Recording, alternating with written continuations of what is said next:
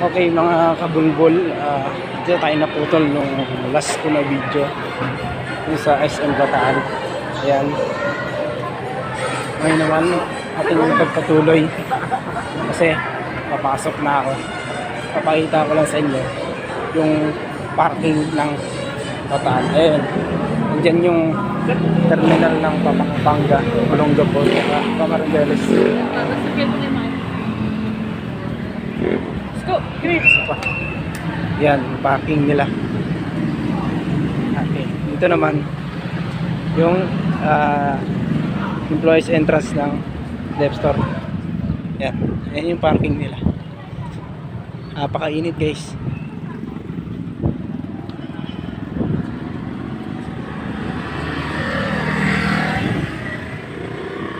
Tapos doon sa kabila naman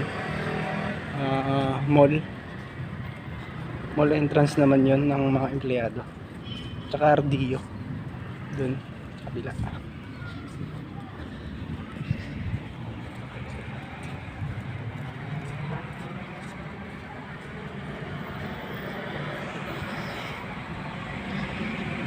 Dito pala yon, employees entrance.